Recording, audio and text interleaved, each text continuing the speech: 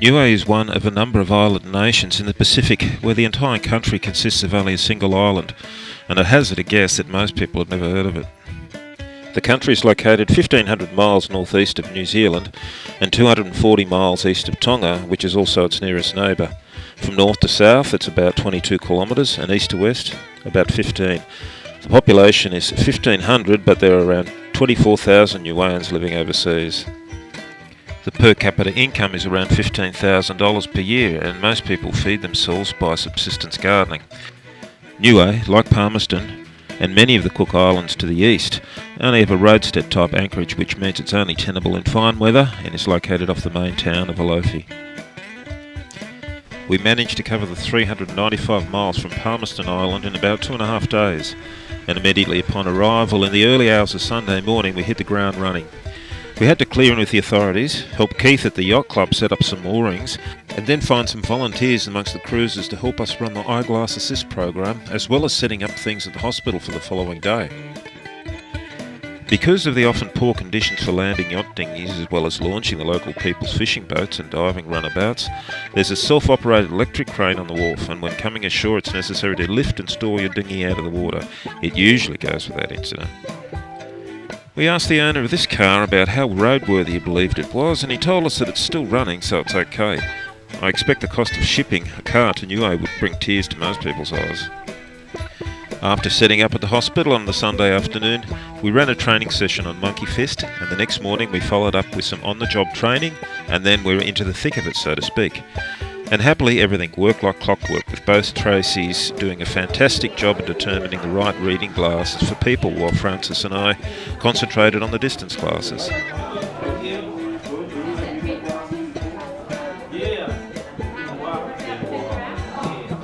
Jevon and Dave were responsible for dispensing the glasses in the reception area and any fine adjustments, as well as on-the-spot repairs. We think they missed their calling. Jevon's dad Ray did a fantastic job making sure that the people were kept organised and everyone was seen in the order in which they arrived. His energy and enthusiasm at the age of 80 gives us all something to aspire for. So that's good, these ones are clear? Yes. Yeah, you happy with those glasses? Yes. Okay. Alright, very well done. Thank you. Over the 4 days we ran the program, we managed to fit over 300 pairs of glasses and repair numerous others, and we were able to help almost everyone who came and saw us. While we were conducting our program, we were told that the national TV station, BCN, or Niue TV, would like to do a feature story on us, which we happily agreed to. However, it involved Frances being interviewed on camera, which, much to her surprise, she accomplished as if she'd done it 1,000 times before. Recycle for Sight's been going in Australia now for over 20 years. It was interesting that in the week following our visit, a team from New Zealand that included an ophthalmologist ran a vision-related program at the hospital, which prompts the question as to where do we fit into this picture.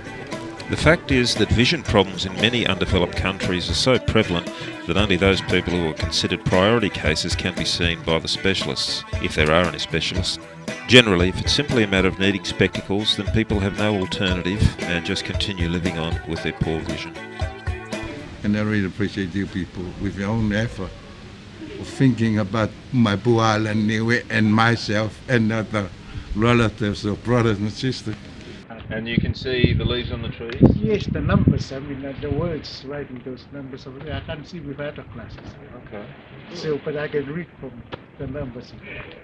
Good. That's great. I'm glad we could help you. Oh, thank you very much. That's all right. For that. Okay, thanks very much. Thank you for helping out. We can now claim Niue as being the 13th country that we have visited with our Eyeglass Assist program, and is the first time that we've been able to serve an entire country. There's no doubt that the Niuean people are better off than people in some other countries, but it doesn't mean that we shouldn't do what we can to make their lives easier. It also is the reason we've identified the Solomon Islands for our project next year, where we plan to fit 10,000 people in remote villages with glasses. Our heartfelt gratitude goes out to the crew of Eudora, Jevon, Tracy and Ray, and the crew of Carpi, Dave and Tracy. Without their willingness, enthusiasm and compassion, we could not have achieved what we did. And also Keith Vile at the Niue Yacht Club, without whose help this would not have been possible. There were many stories to come out of the program, and just a few of them can now be found on our website. We're sure you'll find them interesting. Just click on the What's New button. And please remember any contribution, big or small, that can be made to our Solomon Islands project for next year will be greatly appreciated. Thanks.